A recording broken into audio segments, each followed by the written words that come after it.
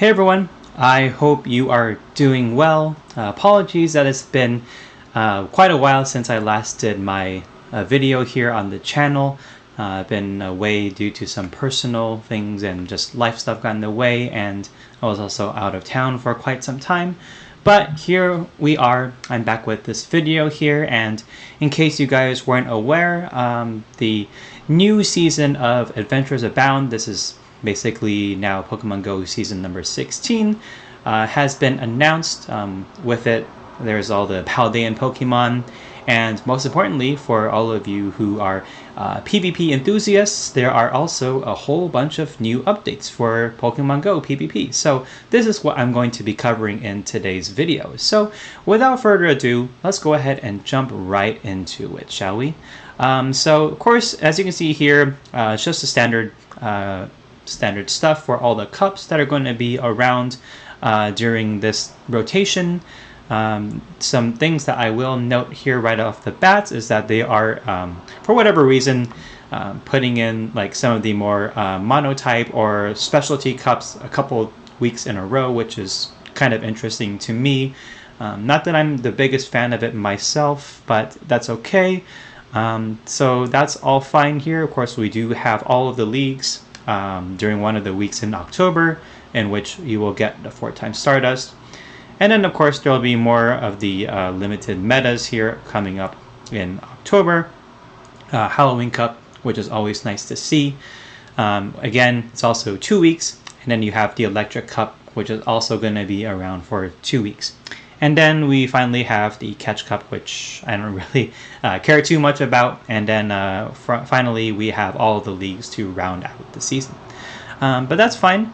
So, of course, there's obviously going to be the Go Battle Weekend, which you will be able to battle up to 100 battles here during the weekend for each of the days from October 7th through 8th. So that will be pretty good. Don't really need to worry about the $1 research. That won't really do too much here for you. So I would avoid that.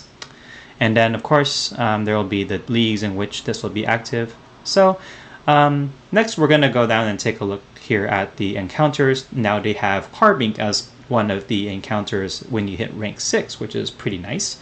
Carbink, as you guys might know, was recently released during GoFest. It was first introduced as a Pokemon that was only allowed from the limited research that you did get from the paid version of the GoFest. But of course, with the actual global GoFest event, they did introduce Carbink with Incense as well as in 2-star raids. So it's good that they're including that here as part of the reward pool.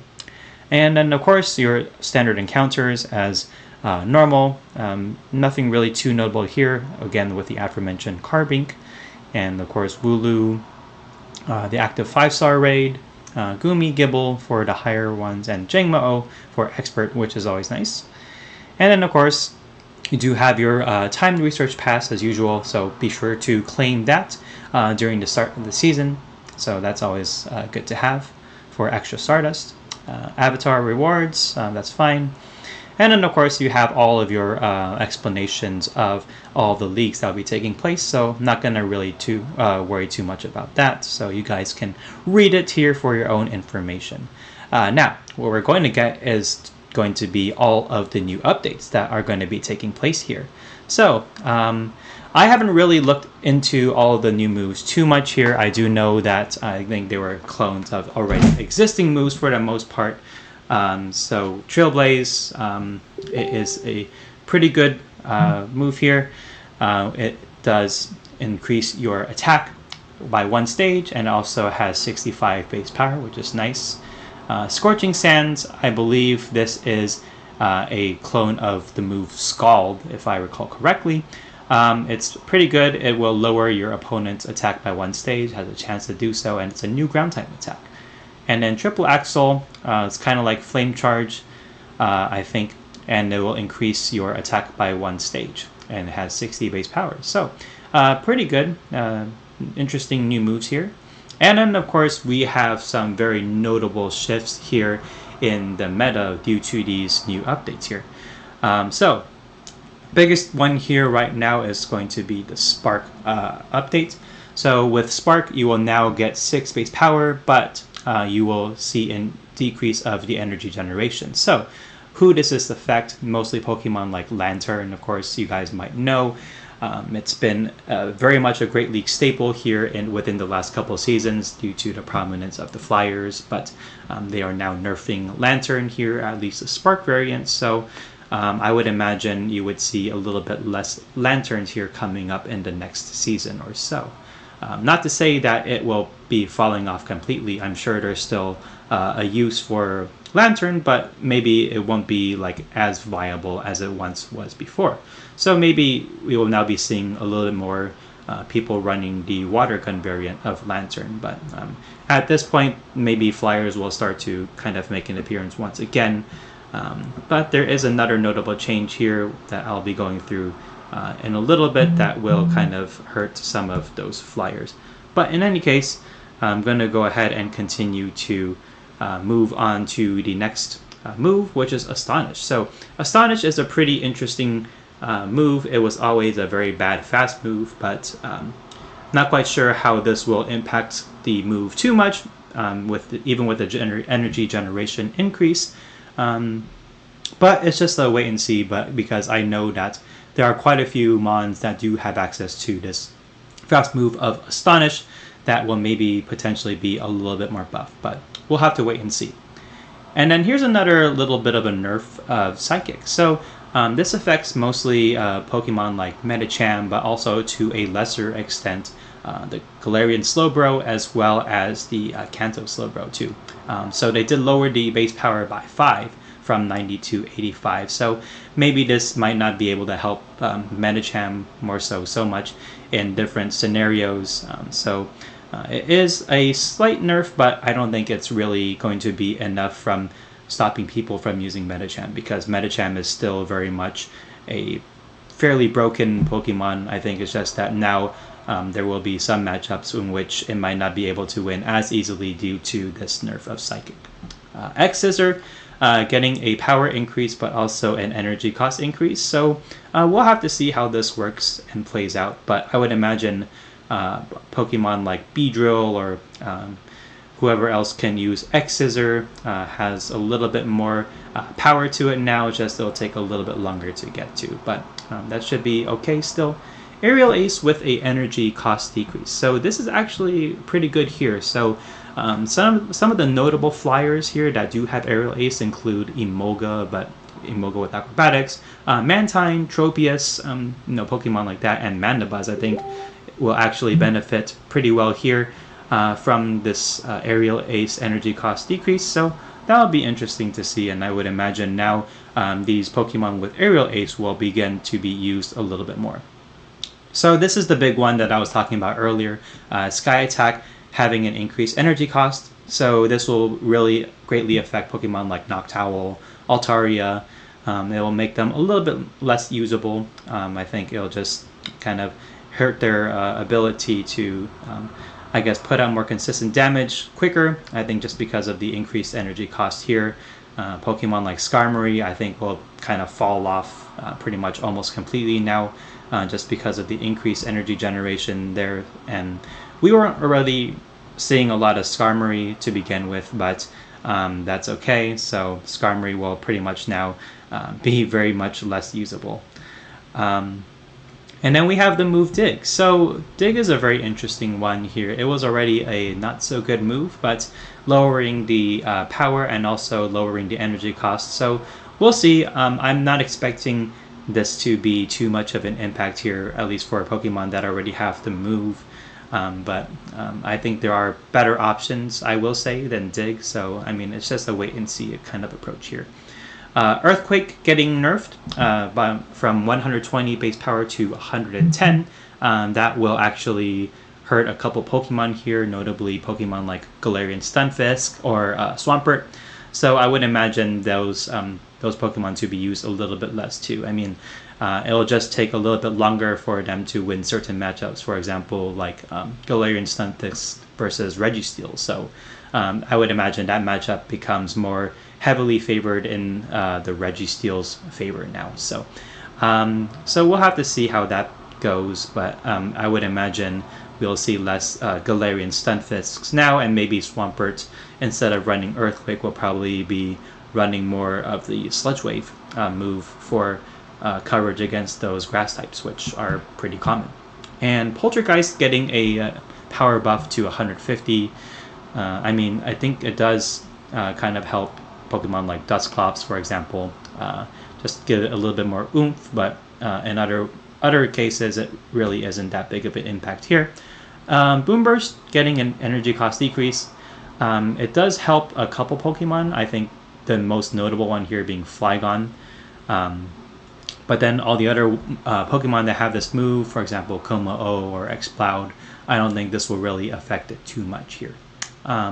So now we have some of the attack availability updates, and there are a lot here. So we're going to first take a look at the Magnemite family. They all have access to Volt Switch now after this season. So I think this might help it a little bit, just because Spark, specifically for the Magneton and the Magnezone, are nerfed. So that will help a little bit, but I don't think it'll really make too much of a big impact. So, but it is nice to see all of them getting Volt Switch. Regieleki getting Volt Switch, that's fine. It does have Lock-On already though, but giving it access to Volt Switch will help it to get out some pretty consistent electric type fast move damage there. So that should be okay. Swalot, Greedent, Krogunk, and Toxicroak all getting Mudshot. So this is very interesting. I would say for this specific move update, it will benefit Swalot and Greedent the most. I think Swalot already had access to Infestation, which also generated energy pretty quickly, but I think it's just overall inferior to Mudshot, so this will help it a little bit here. Now, Greedent getting Mudshot will actually be pretty good. So because previously it was on Bullet Seed or Tackle. So giving it much more of a spammier fast move will help it get to its body slams and crunches much more quickly. So I think out of the Mudshot updates here, Greedent and Swalot will benefit the most. So there's also quite a few Pokemon here that can learn Raking Swipe, Onix, Steelix, that's a pretty big one. Rhydon, Rhyperior, I think Rhyperior will have some pretty good usages of that in the Master League Premier Cup. Sceptile, I don't think it really needs it too much. It's already glassy enough as it is. I would say Leaf Blade and Earthquake will probably be the more preferred type combination here, although you can definitely run Breaking Swipe or Aerial Ace if you want to protect yourself against the flying types that will wall your previously Leaf Blade and Earthquake moveset. So it's up to you. Sceptile does have a variety of moves, but I think in general, I think you'll probably most likely still want to stick to Leaf Blade and Earthquake. Heliolisk getting Breaking Swipe is actually going to be looking pretty good. So I would say, definitely Volt Switch, Thunderbolt, and Breaking Swipe would be its ideal moveset now. Regidrago, but it's okay. I guess it doesn't really affect it too much because it still has a very bad fast move, which is Bite. Excelgor getting Water Shuriken. You're not going to see Excelgor, so I don't think this update really matters too much. A bunch of Pokemon getting Blaze Kick, Hitmonlee, Mienshao, Incineroar, Riolu, Lucario. Out of all of these, I'd say the more interesting ones here would be for the Hitmonlee, Incineroar, and the Lucario. All of them do have some very niche usages, I think more so with the Hitmonlee and the Incineroar, but Lucario, potentially, it might be able to flip some matchups if it ran Blaze Kick, but it's just a wait-and-see type of thing as well. A bunch of Pokemon here are getting Razor Shell. I don't think any of them are too notable, especially with Krabby, Kingler, Corphish, and Crawdont. They all have access to Crabhammer already, so I don't think this will really swing the moves in their favor here. Golisopod, maybe, but it also has Liquidation already, so I don't think you'll really need to use Razor Shell here with that Pokemon.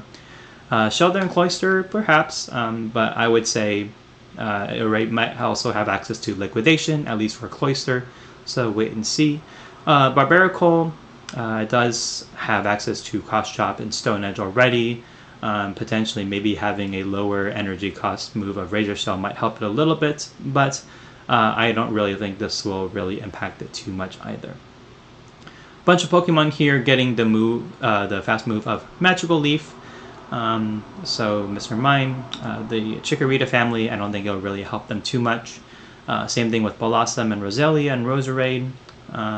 Miss Magius, not going to see that too often. Shaman, perhaps. Who knows? Maybe in some limited formats we might see some Shaman with Magical Leaf pop up here and there. The Rowlet family also has Magical Leaf. I think Dartrix and Decidueye both had access to Leafage before, so I'm not really sure if this will really swing the fast moves in favor of Magical Leaf or Leafage. So you guys, it'll just have to be based off of preference or based off of matchup. So we'll have to see there. Gardevoir getting it might be actually helpful a little bit, just to give it a little bit of a faster energy generating charge move, but I'd still say you want to stick with Charm or Confusion though in general. Lilligant, same thing here, not much of a difference. Meowstic, it's okay. You're not really going to see Meowstic too much. So now we're going to go ahead and take a look at who got the move of Trailblaze. So we have Tauros, so that's very interesting. Tauros, the good fast move is Tackle, of course, but getting Trailblaze will actually help it a tiny bit, but you're not going to see Tauros, so probably might not be the best Pokemon to invest in. Sudowoodo, maybe, just depends on what you want to cover, but it already has Rock Slide and Earthquake, so it'll already cover most things here. The Mareep family getting Trailblaze, maybe it'll add additional coverage for Ampharos. I would say it's more of like a side grade, unless you really want to hit the Mudboy super hard with Trailblaze, but otherwise, I think you'd probably want at least a very consistent electric type move and something like either Brutal Swing or Focus Blast to better hit some Pokemon that you normally wouldn't be able to cover even if you had Trailblaze. Scyther and Scizor getting Trailblaze, don't really think it'll affect them too much. Maybe for Scizor a little bit, but again, it already has great coverage with Iron Head, Night Slash, so that's okay. Kleavor won't really do too much here. The Ursaring family, so Teddiursa, Ursaring, and Ursaluna. So potentially it does add quite a bit to the move pools of both Ursaring and Ursaluna. So you can definitely try it out, but I would still say if you wanted to run Ursaluna, you probably want to run one of the punches and high horsepower to get more consistent damage and cover a lot more of the meta much better. Deerling, Sawsbuck, no, you're not going to see those too often. Rockruff and maybe Lycanroc can potentially see some good usages of this move of Trailblaze right here. So Psychic Things and Trailblaze, but if you do want to run Stone Edge, it'll probably be still best to run that. So it really does depend. So this would probably be a side grade for Lycanroc. Fomantis and Lurantis, same thing. It's also a side grade. You definitely would want to run Leaf Blade as a much better move here, but if you do want the chance to do the attack, then you can definitely run Trailblaze, but I'd still say for more consistent damage, you definitely want to run Leaf Blade here. Squovet, doesn't really matter here. Stunky and Skuntank, actually, that is pretty good to have some nice consistent damage here, at least for Skuntank, to damage the ground-type Pokemon that will come in against your Skuntank. So that's cool. Galarian Meowth, that's okay. Berserker, so this is another cool addition to the moveset. It will help you cover the ground types, of course, as I mentioned earlier. It already has a lot of great coverage moves. Close Combat, Iron Head, Foul Play, Play Rough, so this is another cool little addition to the moveset of Berserker. Again, probably a side grade. Girafarig, not going to see it too much, so I don't think you can really, you don't really need to worry about that one. Donphan, that's a pretty interesting one here. That will have the move of Trailblaze. So maybe you can run Body Slam Trailblaze or Earthquake Trailblaze, but again, side grade here for Donphan, so it's something to consider though if you are building a Donphan. And now for the move of Triple Axle. So out of all of these Pokemon that can learn the move, I would say you don't have to worry about the Galarian, Mr. Mime, Sneasel, Weavile. Potentially Hitmontop to cover the flying types, but it already does have access to Stone Edge. It's just that Triple Axle will be a little bit more, a little bit less energy, so that would be good. Maybe you can consider running that instead of the Stone Edge. So something to think about here for Hitmontop. Gardevoir, potentially, I mean, if you wanted a cheap charge move, and instead of like Shadow Ball or Dazzling Gleam or something like that. So Triple Axle can definitely be something worth considering here for Gardevoir. Lopunny, maybe. Depends on what you want to cover here. Again, probably more of a side grade. Mr. Rhyme, not going to see that. Steenie and Serena, you're not going to see those too often. And now Pokemon with the move of Scorching Sands. Sandslash, maybe. I think just because of the Earthquake nerf. So there is a chance that you can run Scorching Sands instead of Earthquake now for the Sandslash. Kanto Ninetales with this move. So this is actually pretty good for it. I mean, you can now cover electric types, and you can now cover rock and steel types a little bit more consistently. Previously, you would have to go all the way to like Solar Beam, which took a little bit too much energy, but now you can have a little bit more consistent charge move pressure here to handle the rock and steel types and the electric types as well. Arcanine won't really swing it too much here. Same thing with Rapidash, it already has Drill Run, so why teach it this move? Entei, maybe, we'll have to see how that goes. The Trapinch family, so Trapinch, Vibrava, and Flygon will all now have access to this move. It could potentially be worth considering for Flygon, but it already has Earth Power and Earthquake, so the preference is up to you, I would say. Claydol, I don't think it'll really affect it too much. I think the only thing really that Claydol needs is a good fast move. It only has Confusion and Mud Slap, which are not so good at generating energy. Hippowdon, same thing. It already has Earth Power, so I'm not really sure if it'll flip it really here. Magmar and Magmortar, very spice picks, so potentially, but I don't think you'll see too much use of that move on those Pokemon. Diggersby, I would say yes, you might want to consider using Scorching Sands instead of Earthquake now that it got a nerf, so definitely something to consider here. Excadrill, I would say probably not. You already have Drill Run, which is a little bit more consistent damage, and then of course Scorching Sands just it's kind of a side grade, I would say, but I think more of a downgraded side grade. Sandygast and Palossand, okay, I guess. Not really too impactful here. So yeah, as you can see, these were all the updates here for the brand new season. Wow, there is a lot. So the biggest takeaways here are going to be like some of the nerfs that we see to like especially some of the more meta-relevant Pokemon that we saw that were much more common and prevalent throughout the last couple seasons. And then you'll probably see a lot more Carbinks and stuff pop up. Registeel is probably gonna, be all over the place now. So yeah, this is the brand new Adventures Abound Season Update meta. This will all take place on September 1st. So yeah, definitely very exciting and looking forward to seeing how this is going to play out. So for me personally, I like these updates. There were a couple that I didn't really like too much, but that's okay. There is a lot to definitely try out now in terms of like the spice factor, so that will be fun seeing what else I can build here for this brand new season of the Adventures of Abound. So that's going to be it for this video. Let me know if you guys like this type of content. If you guys liked it, feel free to give this video a like and subscribe. Any support for the channel is greatly appreciated. And of course, if you guys want to have more of this type of content, please feel free to hit the notification bell so you can stay up to date as to whenever I post content next. So that's going to be it. Thank you guys so much for watching, and I'll see you all in the next one.